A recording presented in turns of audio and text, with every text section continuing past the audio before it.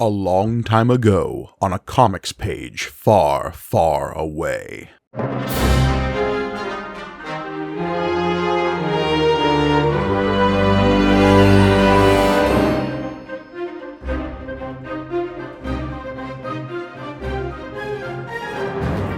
Greetings and welcome to May the Panel Be With You, the Star Wars comic book show brought to you by the Punch-Up Entertainment Network. I am your humble host, Mike Gargoni, and joining me as always, the Gahinji to my Milo 4-star, it is John Campbell. Oh, folks, Star Wars, I think we take for granted that war is in the title of it, right? Because every once in a while we're reminded of how serious it can be when a Star Wars comic, presumably aimed at children, deals with the consequences of friendly fire. Look, but it also deals with it in a way that feels like a high school clique movie. Yep. Because, honestly, I'm on board for, really treating the realism of war. We love Andor and Rogue One and stuff like that. That is really, the emotional cost of this. I think this thinks it's doing that. We are, of course, talking about issue number 62 this week of the original Marvel Comics Group Star Wars comic. This issue was released in August of 1982. We are quickly approaching the return of the Jedi, but in the meantime, Luke Skywalker has to get into a lunchroom fist fight. I will just say, this does not feel like he's on his road to being the Luke Skywalker Return of the Jedi at all. No. You think I'm joking when I say lunchroom fist fight. That is, we'll get there. Nope. I know you're not. We've got pretty much the same creative team as we've had before. We got David Michelini on writing. We've got Walt Simonson on writing and pencils. We've got Tom Palmer on inks and colors. Joe Rosen on letters. With new editor, though. New editor, yes, indeed. Salicrup, not Glennis Wein. Right. And we've got a shooter in the distance. Did you see what he's called this week? What is he called this week? Jim Shooter, the Hutt. Man, they don't like him. 1T. 1T Hutt. Yeah, look, we won't have our 2T Hutts until Return of the Jedi. That's where we confirm it's a Hutt with 2 T's. Because we have talked about this comic has given us 2 different Jabbas. Jabba the Hutt 1T, Jabba the Hutt 2Ts.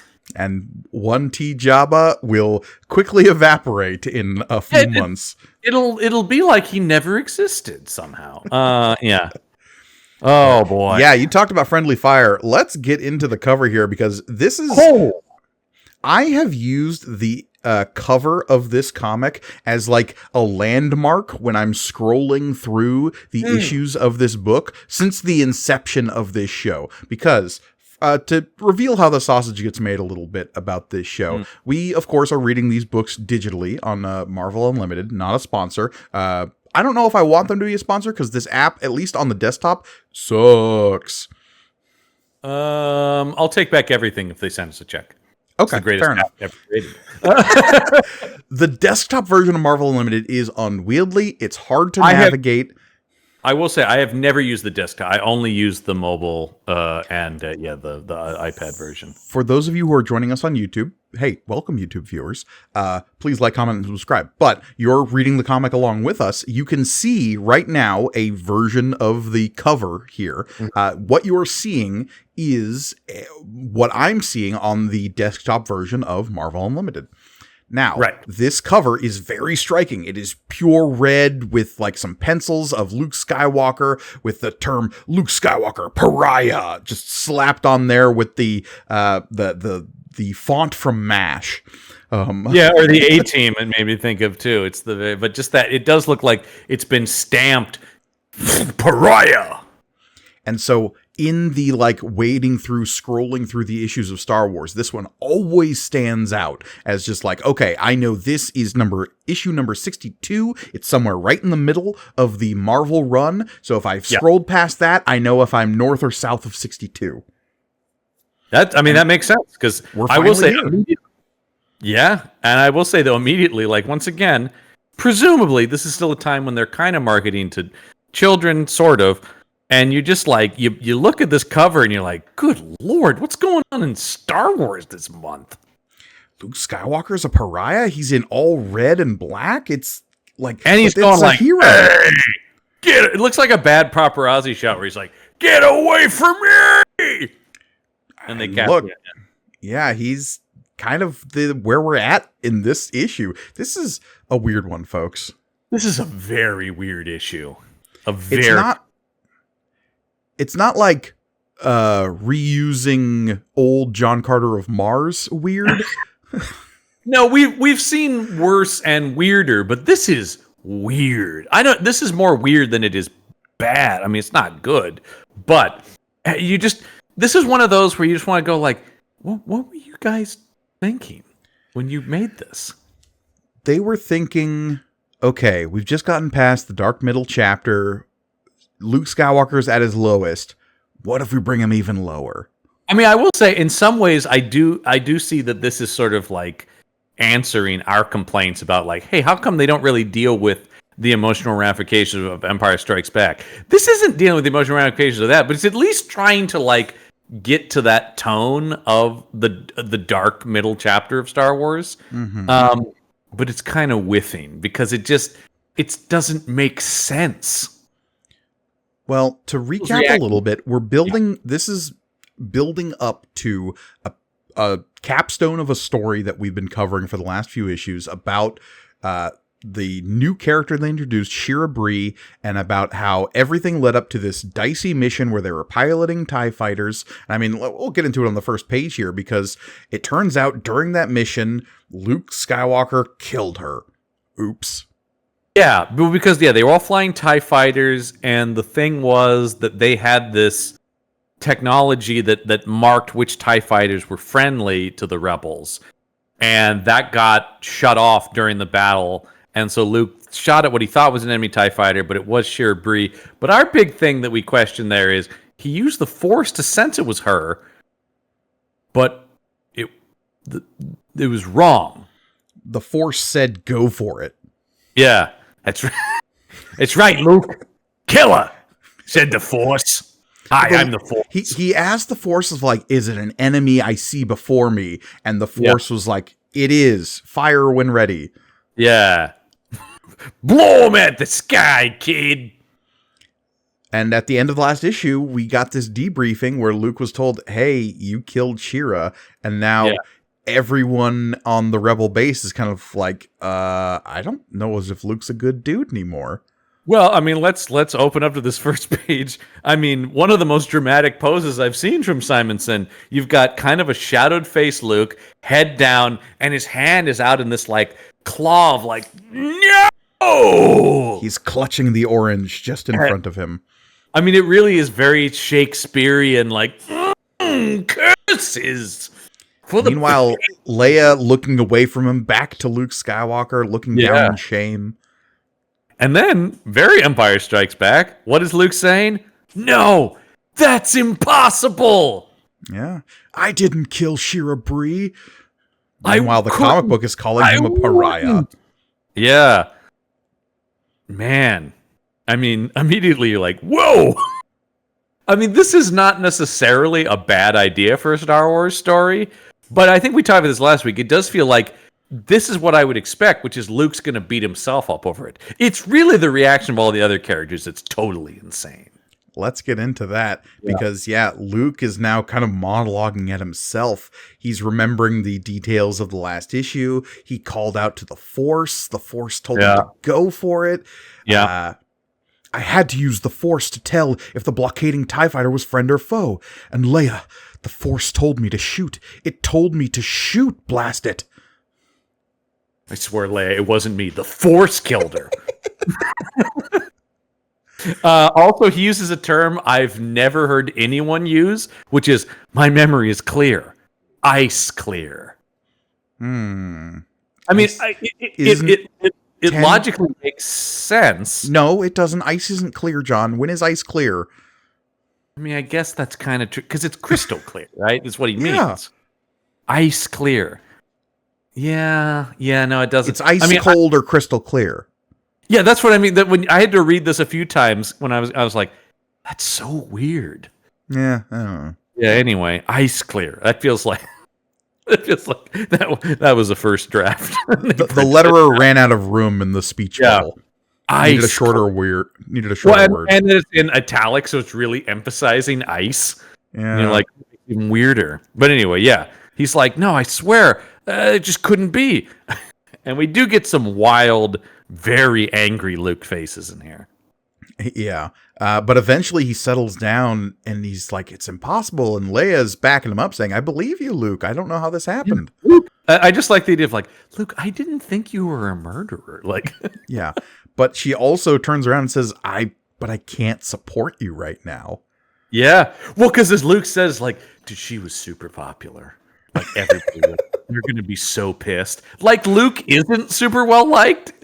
He's arguing that she's so much more well liked. That's just like, this is going to kill me from a social popularity. standing. Yeah. Again, this turns into weird high school drama. So Luke, in the fog of war, accidentally kills an ally. Okay, that's bad. We can all agree it's bad. Yeah.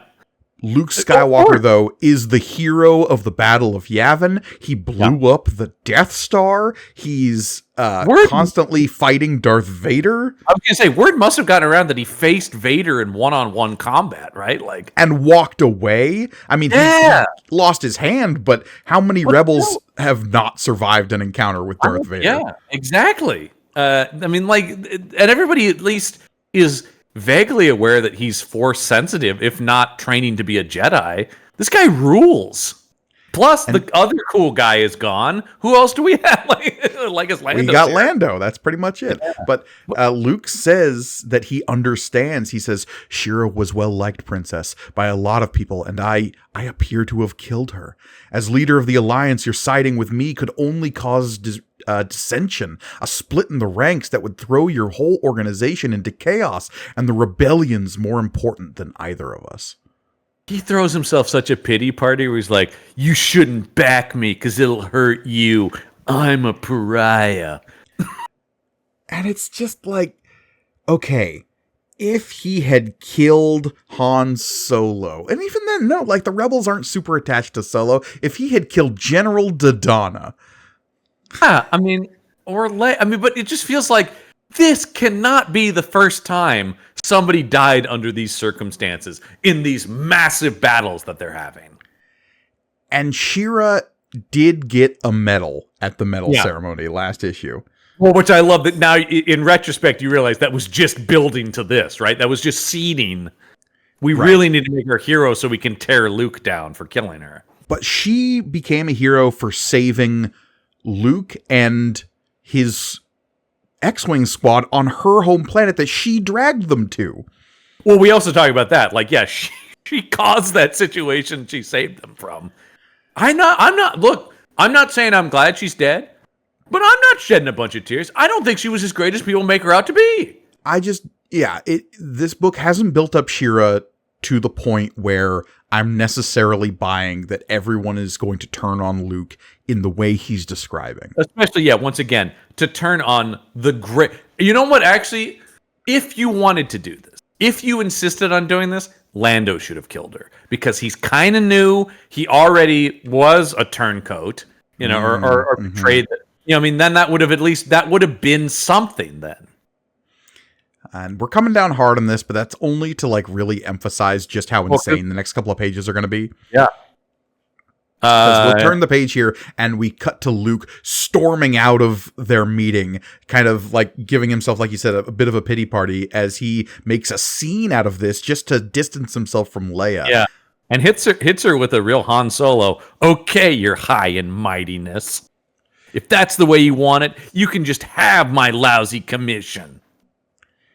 So Luke is basically rage quitting just to save have Leia save face. All right, just scroll down then. I didn't want to be an officer anyway. Whiny Luke. But also just way to make it worse, Luke. Why is the number one? Nobody said anything at this point. He's already assuming everyone's going to turn on him, and then decides to make it worse. Because then we have some rebel officers who are passing nearby saying, My gosh, Princess busted Luke Skywalker, the most honored warrior in the Alliance? Says Rebel Trooper 3. Rebel Trooper 4 is like, she must be really convinced that he's guilty. My Yeah, that's God. what, like, He Luke, must now have you're- murdered the heck out of her. Yeah, this scene makes them think it's worse than it is. But then we have another rebel officer saying, "Oh, good riddance, if you ask me." Fuck Like- that guy. I didn't think the Death Star was real to begin with. Yavin was an inside job. Steel doesn't burn like that. Battle stations don't get built that big. Yeah, come on now. You clearly see the explosions were set beforehand. I love the idea of a rebel officer who doesn't believe the Death Star is real. No, man. Yeah, you got to listen to my 8-part podcast exposing the truth. Look, I'm as anti-Empire as they come, but they didn't build a big ball in space. Don't be ridiculous. Man. No, it never happened. Okay, so we go to Corridor 14, Module 3, better known as The Mess. Is this the first mess hall we've seen in Star Wars? Can't remember them ever once again, keep in mind, they've built all this pretty quickly in this otherwise empty caverns of Arbra, right? Yeah, I mean, look, they do call it Module 3, so I feel like this was like a prefab thing that they set That would up. make sense, yeah. It is here that the hungry rebels gather to eat, to commune with native rodent-like hoojibs, which is this sanitary? You just got them running around, jumping on tables near food John, and stuff? the hoojibs are perfectly sentient creatures. It's not like they're pooping randomly everywhere. Hey, I'm just saying, but it's so weird that they're also just chilling on tables and stuff here. I don't know. They're little psychic rats. They're cool. Yeah. All right. You've always been pro hoojib, though. I am so pro hoojib, you wouldn't believe it. It is a bustling hall where the clatter of plasticware, that's an interesting thing to think about in Star Wars. Well, look, we got to save all the metal for repairing spaceships. Yeah, and the low, but I've never heard anyone, I don't think ever say anything is made of plastic in Star Wars. Plasteel is like in Star Wars. Yeah, right. Yeah, that's the thing. That's what I'm saying. Anytime they use a totally mundane Earth thing, you're like, wouldn't there be a weird Star Wars version of it? Because that's usually how things work. Anyway, the low rumble of conversation. Hey, look! As literally everyone in this cafeteria turns to stare at Luke as he enters the mess hall. I mean, there's one guy who's breaking his neck. He's so far turned around. The guy with the headphones on there. Yeah. Down in the bottom right. I love this. Is such a movie moment where all of a sudden it goes dead silent and everyone looks at Luke. Okay, so literally everyone in the Rebel Alliance loved Shira, and Luke is now number one unpopular kid in the lunchroom. There's so many people around, as we saw in the last issue with that thing. There had to be some people who were going, who? I don't know her. Because we know from her backstory that she pretty recently joined the Rebel Alliance. That's the other crazy thing. Not only has she not been in the comic book very long, the comic book also states she hasn't been in the Rebel Alliance that long. So anyway, and this guy rules. I feel like I would just be the guy going, "Shut up, man! Luke Skywalker's still cool." So on the next page, Luke is like, "I'd get a kindlier reception by kicking a sleeping Wampa." I did love that line. Yeah. I'll have a bantha. Okay, are they importing bantha meat? Yeah, why not? Okay. Never thought about it, but yeah, I'll have a bantha steak. So he goes up to the counter in the lunch hall here, and the lunch guy is like, "We don't serve your kind here, Luke Skywalker." This guy is basically an army cook, and he's telling a high-ranking guy, "Take a hike, buddy." Sorry, no more bantha. How about some flank? Nope. Balka greens? Fresh out. I see. I'll go starve in the corner quietly. Also, anytime anyone says, Mr. Skywalker, it's just something so strange. You never hear anyone call him Mr. Skywalker. Yeah, we get a few Mr. Skywalkers in this issue, and every time it makes my skin go like, "Oh, that doesn't feel right." I guess because he's resigned his commission, he no longer has rank. He's a civilian, yeah. But still in the fucking uniform. He's still in the plane. That's the other thing. He storms out of there, and then went straight to the meth? He's still in his flight gear. To be fair, every time we've seen the rebels assembled, half of them have been wearing flight suits, whether or not they're pilots or not. So, yeah. Well, it's also just like, that's what the action figure of Luke looks like. Anyway, Mr. Skywalker, we think it might be best if you ate in your own quarters for the time being. I hope you understand. The nerve of this guy. And then Luke, kind of rightly says, "Oh, come on. I've fought with you guys, even saved some of your lives." I think he saved everyone's life at this point because he blew up the Death Star, remember? The first Star Wars movie? Most of these guys were probably on Yavin, which was seconds away from being obliterated. Yeah. Remember Alderaan? Oh, wait. Yeah. Oh, if he had said that. You guys remember Alderaan? Oh, right. You can't go there anymore. Wouldn't it have sucked if that had happened on Yavin? Yeah. I know. The destruction of the Death Star would buy... that alone, next to all the other heroic things, but that alone would buy this guy so much leeway. You'd think, but no. No. As one of the rebel officers is like, "We know, sir, and most of us don't like this any more than you do. We're just trying to avoid trouble." Trouble with who? This guy? Oh, yeah, Milo 4-star. Too bad Skywalker didn't think of that before he murdered Captain Bree with that hocus pocus okies. Watch it, Milo. There's no need to get physical. Physical? Wait, is this the... No, this isn't the Scot. Who was the Scottish guy? No, that's Captain Thorben. Okay, yeah, he was just like bummed in the last issue. All right, so I'm gonna stick with this like physical. This guy's from Jersey, right? Maybe that's why he did it. Maybe Shira wasn't friendly enough. Holy God! Is that it, lover boy? Lover. He's just like, he turned him down for sex and he murdered her! Look, Milo 4-star is nothing if not a feminist. And then Luke decks him. Yeah, Milo, you're slime with a Karok. Once again, Luke is right that people are being shitty to him, but maybe also don't make waves, Luke. I do kind of like the idea that there might be some faction within the Rebel Alliance of just like, oh, he uses that weird space magic that like Vader uses. That's weird, right? Yeah, that's a good idea, but you need to seed that then. Yeah. Not just, you killed this chick that we started celebrating 2 minutes ago, so now you're dead to us. Yeah. And then you gotta love a couple of guys like, oh, hold him back, boys. I just can't imagine Luke slugging a guy. Not like this.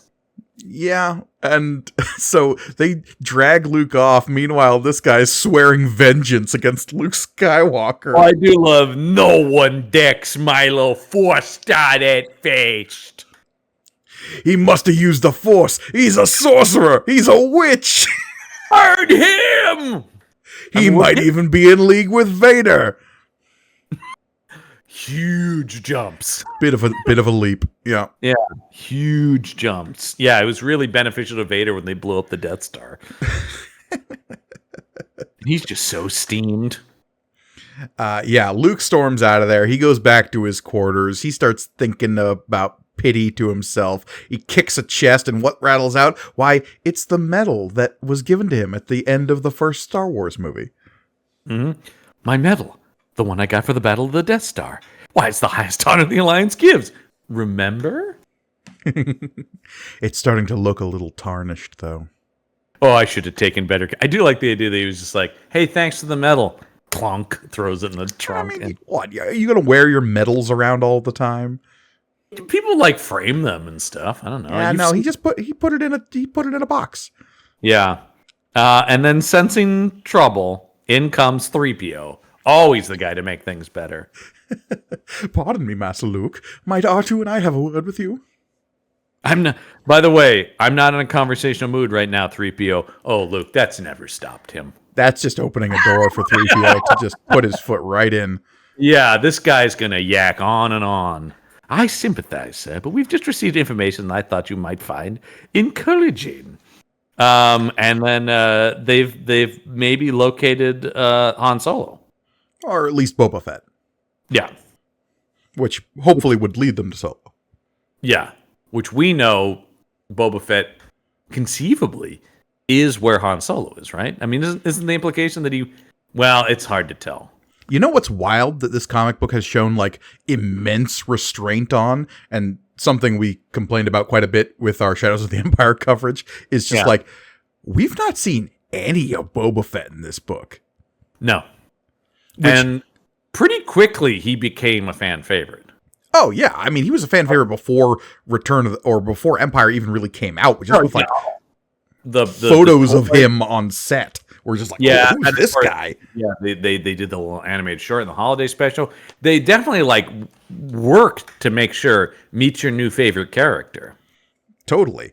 And the fact that this comic hasn't really indulged in that at all is pretty astounding. And if I recall though, they do go hard on Boba in a weird way after Jedi, which is strange. Well, that's because it sort of opens up to like, oh, hey, there's this character that we know kind of his story is closed, but let's just open that book again because he rules. The Book of Boba Fett. I'd like to read that. Oh, would you though? Parts of it. Yeah, I mean it's still pretty rad.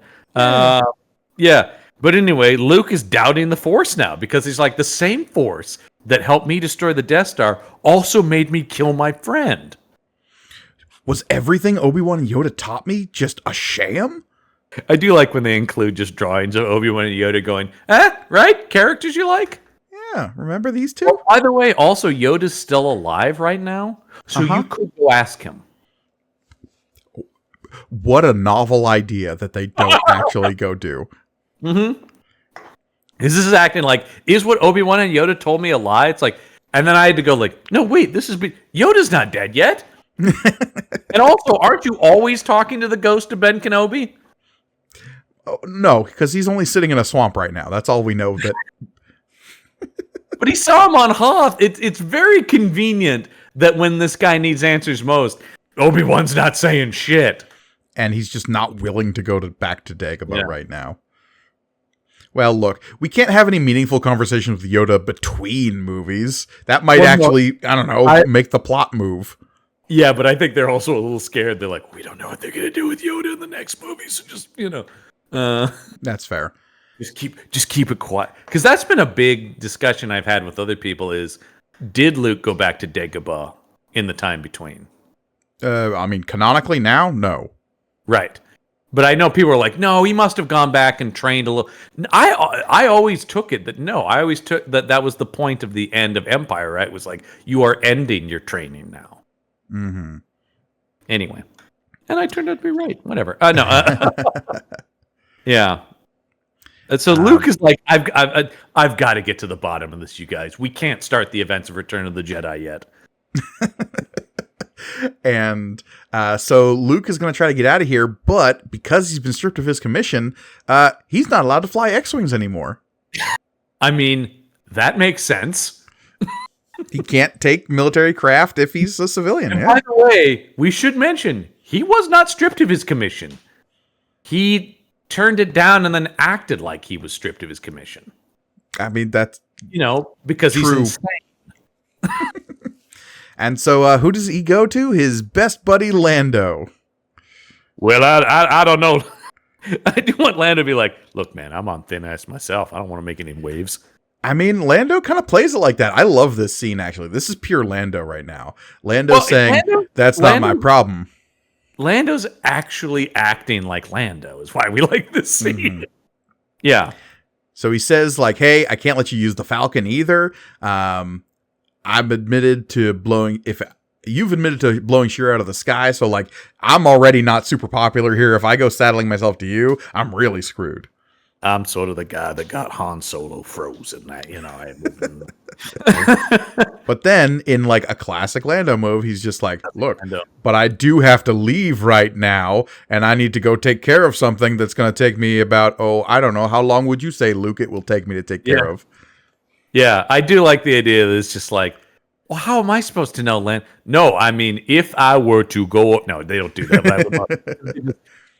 That'd be a very Simpsons bit, the idea that Luke is just like, Lando, I don't care that you have to do laundry. I'm trying to find a ship. Lando says he does have to go launder his cape. Yeah. And actually, I believe that would take quite a while. Yeah. So it's Cape Laundry Day. Luke says 15 minutes, and Lando says 15 minutes, with a kind of a wink and like, look, if the Falcon gets stolen while I'm gone, who knows? I will say, they go hard from, I don't trust Lando, to, geez, I feel so sorry I put Lando in a spot like that. Once again, this is all stuff that, and I know it's not fair, the comparison, but it's just so much better than the modern Marvel comic, where it really is about Lando having to prove himself. That makes so much sense coming out of Empire. Totally. But now he's just like, oh, not my... I mean, they're writing Lando the character. They're writing, I think, appropriately. But I think they're very quickly having everyone around Lando treat him as just the replacement for Han Solo. Yeah, and I mean, look, the comic status quo sort of has to exist like that for an indeterminate amount of time, because, I mean, they know at this point when Return of the Jedi is coming out, but they maybe don't when they start writing Lando into this book. And then things are about to get taken up a notch. Because Luke is about to steal the Millennium Falcon when an officer says, Commander, Mr. Skywalker. Yeah. I'm afraid I'll have to ask you to halt, sir. He's even gone back to his Tatooine clothes. Yeah. Oh, look, he finally got out of that flight suit. Must have been smelling something awful. I know, but I'm just thinking, like, he went back to the white robes. He's not even wearing, like, his Empire outfit. Or even, like, the yellow jacket from the end of A New Hope.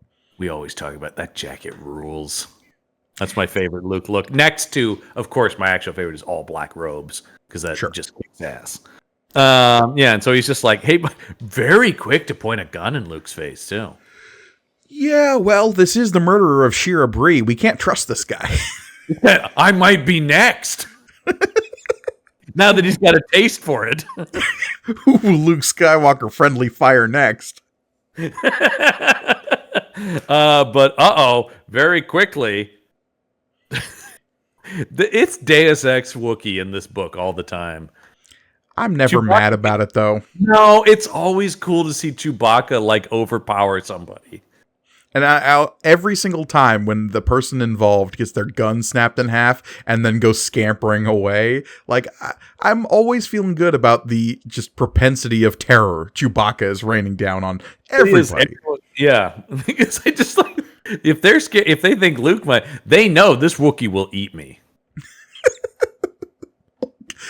Wookiees have such a unspoken reputation of savagery in Star Wars, especially in the comic books. You think about how little savagery you actually see Chewbacca commit in things, but the perception is, at any time, he's going to go nuts and just start killing.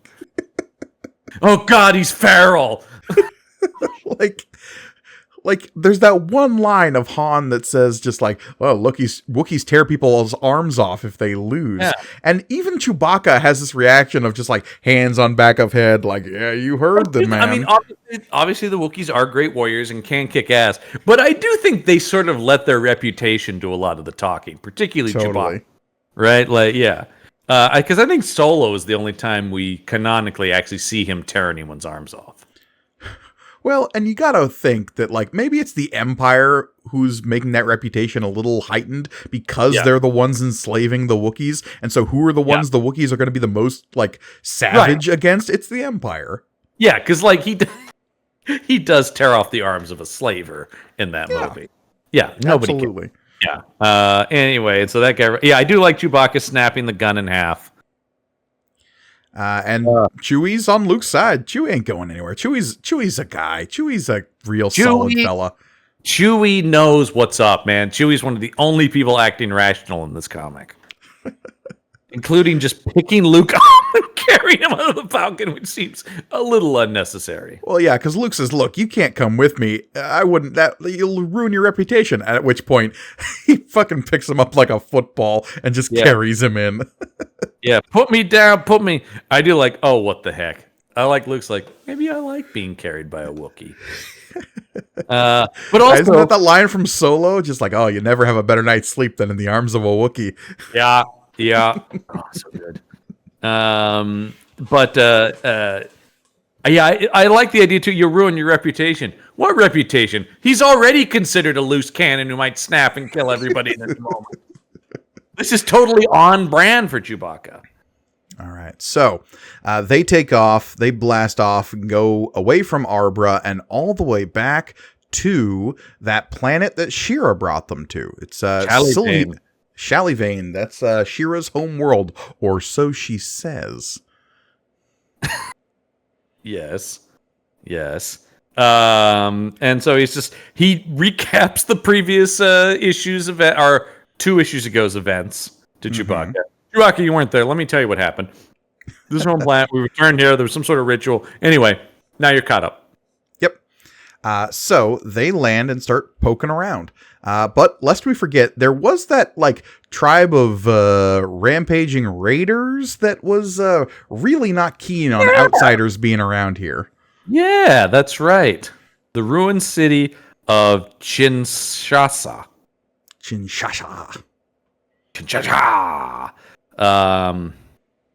And so they're poking around.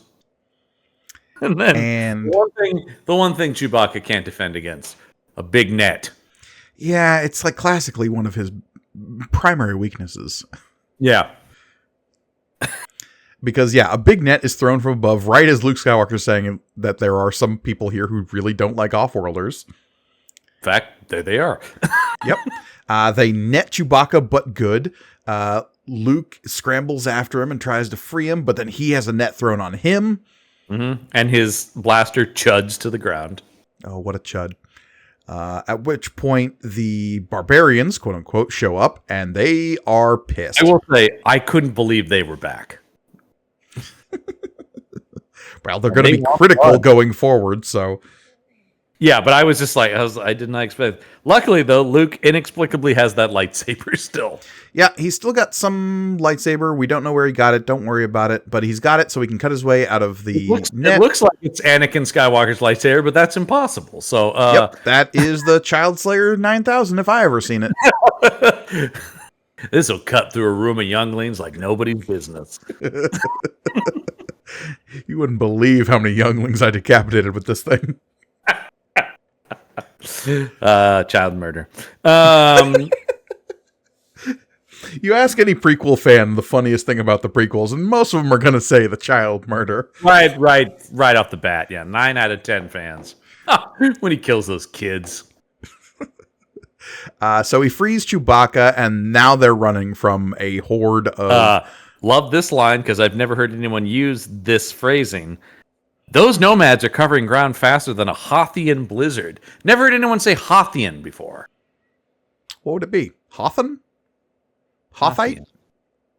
Yeah, it's just one but you just don't ascribe like things from Hoth. I don't think anyone's ever described it. I'm not saying it's wrong. I just don't think I've heard anyone like something that's native to Hoth. I can't think. Yeah, I think it would. Mostly because like Hoth has always been described as like an out of the way ice ball that no one cared about. So it just feels like he would just be covering ground faster than a blizzard on Hoth. Yeah, exactly. Yeah. Anyway, it's just weird. It's not wrong. It's just weird.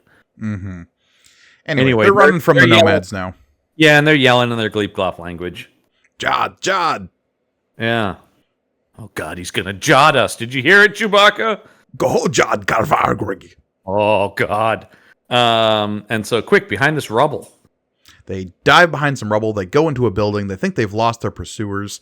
They're looking around in the dark. And what's this but an old guy? Yeah. Who would have guessed it? So many mysterious old characters in this book. Look, that's a Star Wars staple. We can't get away from it. It truly is. But it's just so interesting that even like this early, they're already returning to like mysterious old person with info. And this is Gahinji. He turns out this particular alien fella, because he is one of the nomads hiding out in this ruin here, and he speaks a little bit of Galactic Basic. Yeah, exactly. And I actually kind of like that because we don't see that a ton in Star Wars. It's like most people speak either their Gleepcloth language or Basic, which of course to us reading it in America is English. But the idea that he's like, during Jahal, and he's like, oh wait, you're speaking this language? Okay, you just don't see it too often. I like that actually. And then Luke, for the first time in a few issues, is not a bloodthirsty monster and says, "Don't worry, old man, we won't hurt you." I mean, I will say, actually, you know what? As you bring that up, I'm thinking back. I'm kind of maybe siding with the Rebels. Like, that guy was talking about wanting to murder a lot recently. He did say he wanted to put a hole in a stormtrooper's head. That was kind of... In our minds, we would say he's escalating. Oh, God, I want Mandy Patinkin in a Star Wars thing now. But anyway. Here's the question. Should he be an alien? I feel like the obvious thing, especially like modern Mandy Patinkin with the giant beard, is like wise Jedi kind of character. But I also think he's such a weird, specific like Broadway character actor. He could crush like a strange alien creature character too. I'm just struggling to know if Mandy Patinkin has ever done any sort of performance in prosthetics. He has. The movie Alien Nation. Oh shit, you're absolutely right. Which I love that movie because it's an alien buddy cop movie with him and James Caan, and that's kind of what I was thinking because he's a great like weird alien. I think look, the man's incredible and can do anything. So true, and it would get the old people to watch Vala, the How I Met Your Mother. Patinkin.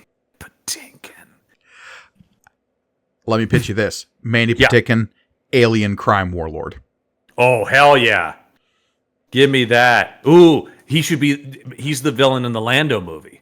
Yeah. Rule. Donald Glover versus Mandy Patinkin.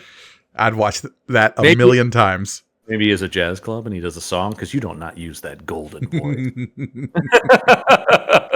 They think he's the entertainer, but he's actually running the joint. That would be awesome. They come in and he's singing, then he's just like, "Gentlemen," and then everyone else has guns and he's from the stage. Oh, I got to get on the phone with Disney. Anyway, Contagion. Let's get back to a worse Star Wars story. Luke Skywalker is talking to an old man in a cave, as per normal. Yeah. It goes, "I am Gingy, and I'm repeating what I say. Yes, I say, don't hurt me. I'm old." Yes. So not only is he clearly an old guy, but he's like, "Please, I am old." This is when we start raising our eyebrows at some of the mysteries here. So, because Luke starts questioning the old man, saying, "Okay, so maybe I can turn the situation to our advantage. I'm looking for information, Gahinji, about the humans who used to inhabit this city." Mm-hmm. And Gahinji's response immediately makes us all go, "Huh?" As he says, "Humans in Chishasa? What? But there have never been humans in Chishasa, yes?" And Luke, they get this wide-eyed look. I just want the Mo from The Simpsons. Wow. But what? That can't be. As he gets like a horror comic look on his face. Well, this was kind of the thing we kept saying during that issue, was just like, he is really taking it on faith that this woman's recounting of things is just the truth. Mm-hmm.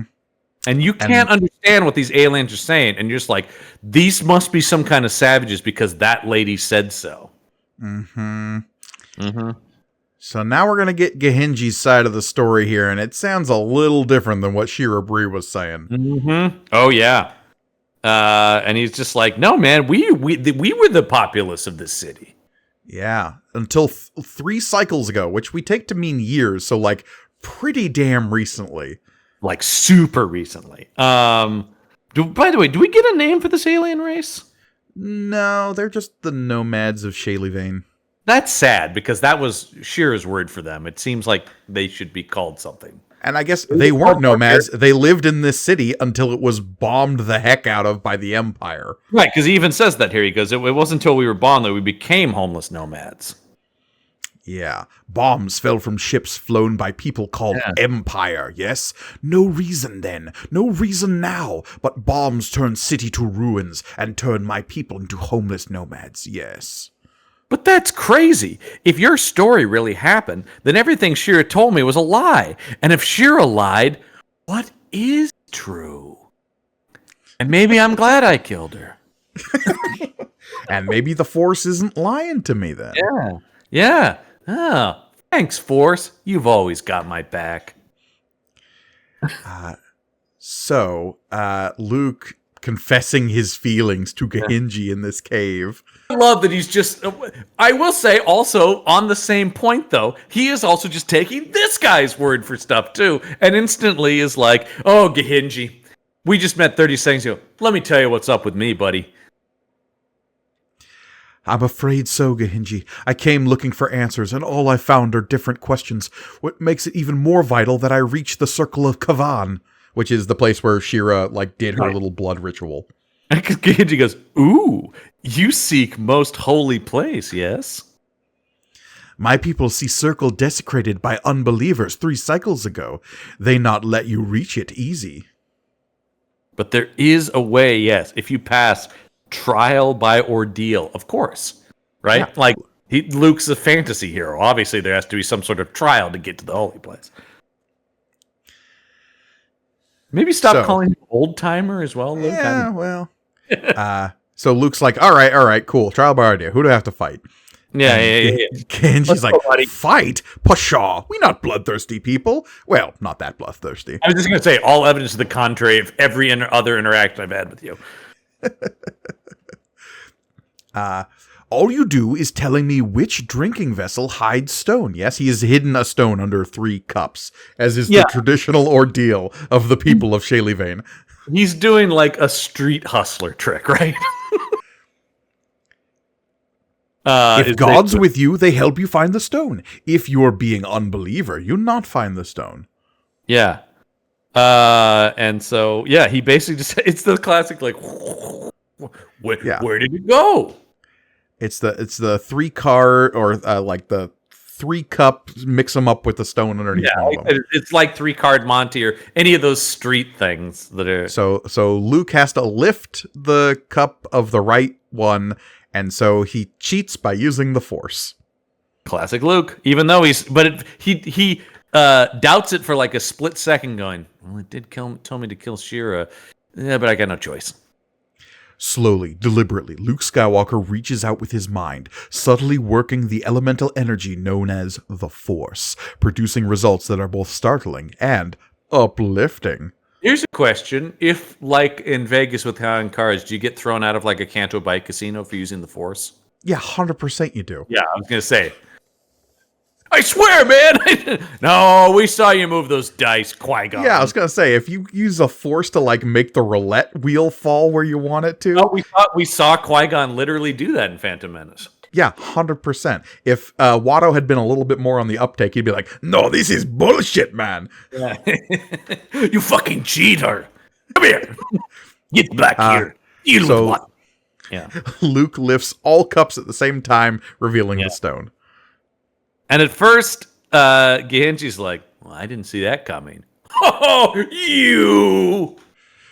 I mean, look, the old man's at least got a good sense of humor. He's just like, oh, your gods are pretty strong. Okay, all of my dudes won't kill you. And he, turns the lights on in the room, and they're surrounded by guys with guns. Because we were totally going to murder both of you. Yeah. And so, they're all over the place. And still, they're just calling them nomads. But since you have swell gods, we not kill at all, yes? For your gods would be angry at us. We're still like a backwards people. Don't worry. Well, he's also speaking in a language that he is clearly a second language to him. Yeah. But this guy's running the show, we find out. Yep. He is the elder, and he is leading Luke to the circle where Shira did her little blood ritual thing. Right. Yeah. I mean, we should have been suspicious. She was using blood magic. Yeah, I mean, her excuse was like, I come back here every year to spill a little blood as like a sacrifice to my people and remember the vengeance I've sworn against the Empire. She was pouring one out for her homies. Sure, and the one happened to be from her veins. Yeah. I mean, everybody does things different. Sure, and at the time, Luke bought it because he was like, oh, right, everyone's got ghosts that they wrestle with having fought the Empire. My own aunt and uncle were charred skeletons outside of my childhood home. Yeah, I kind of instantly forgot about that, though. Never really, very brief level of grief for him there. I'm now struggling.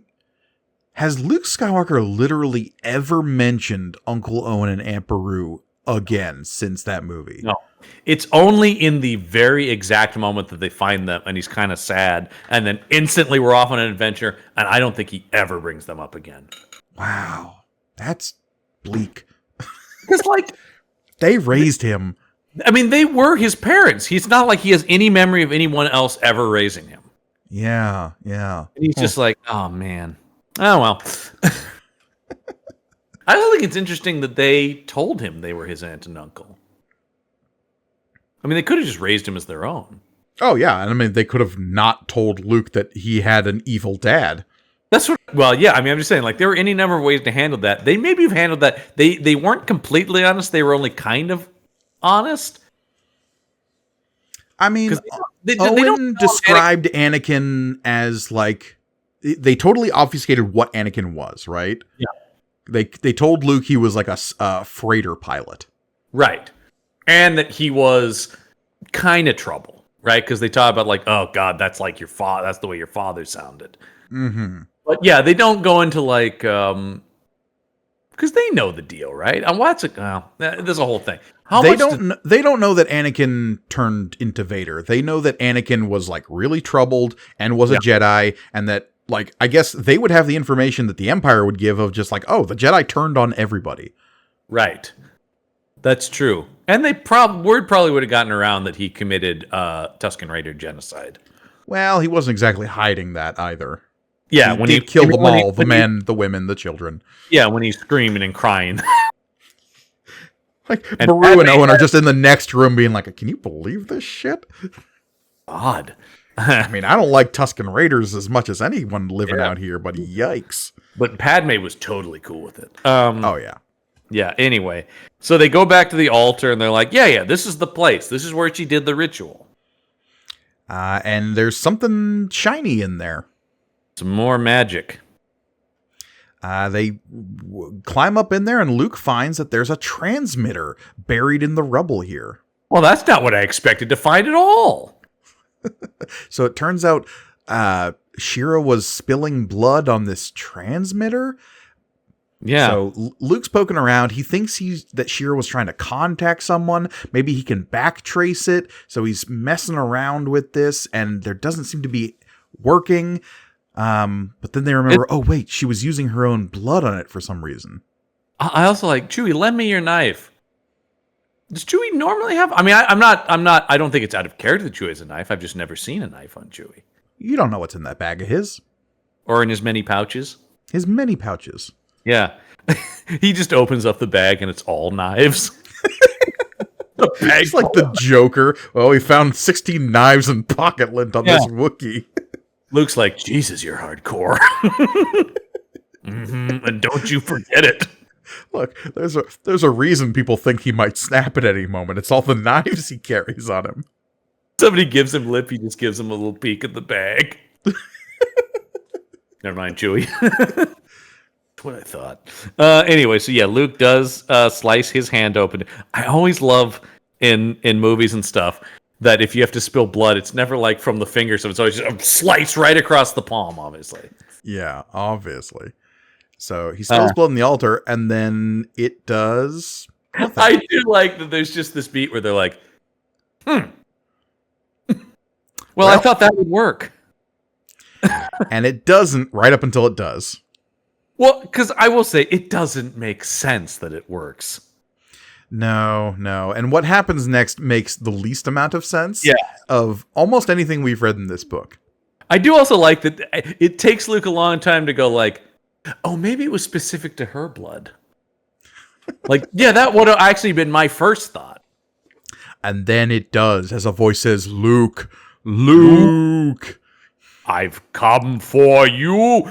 It's Darth Vader. Which Holy I gotta say, crap. but I will say immediately, I did turn this page and go, what?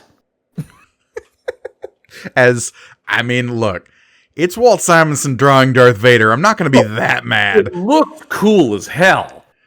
But why? Footnote, we dare you not to buy the next issue. I do love that because that is old school comic book hucksterism, and I am here for that. That's very Stan Lee.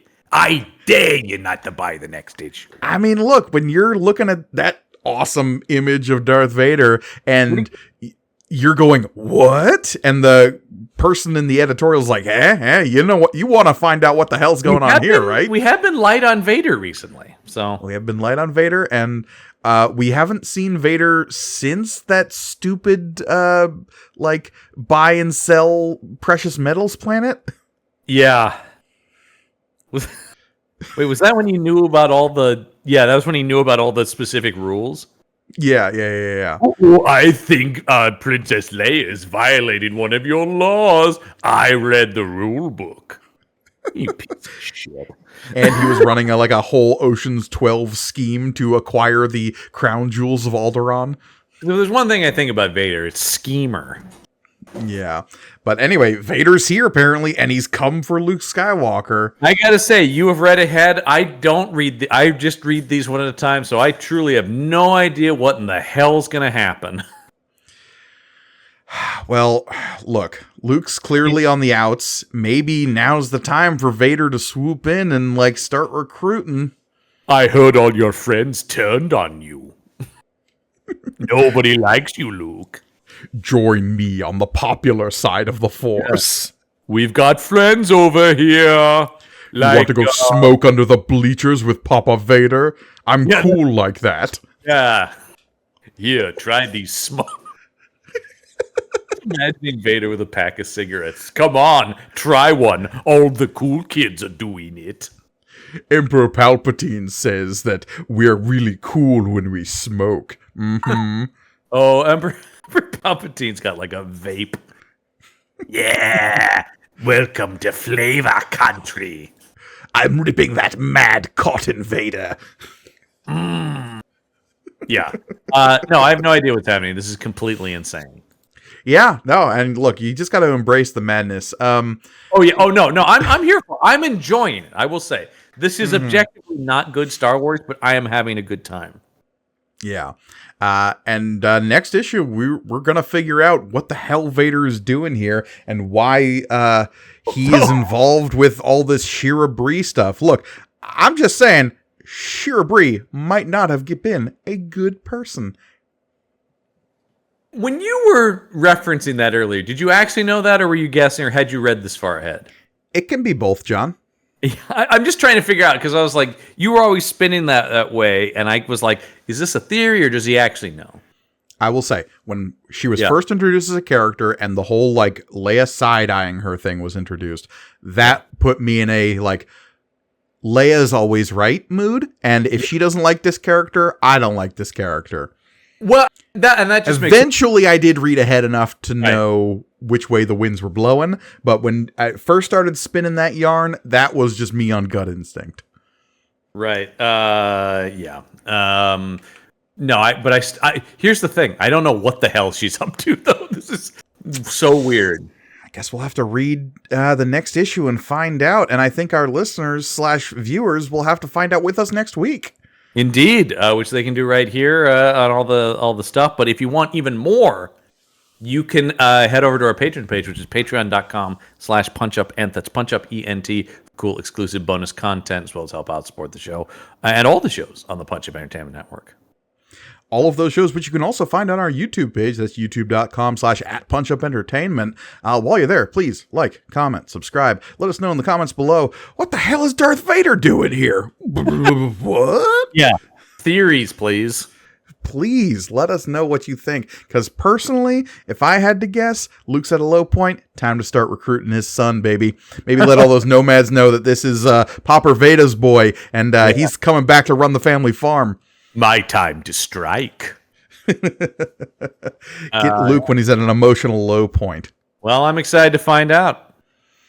Yeah, but I think that's going to do it for us this week on May the Panel Be With You. As always, I have been Mike Ergoni. I'm John Campbell. And remember, may the panel be with you.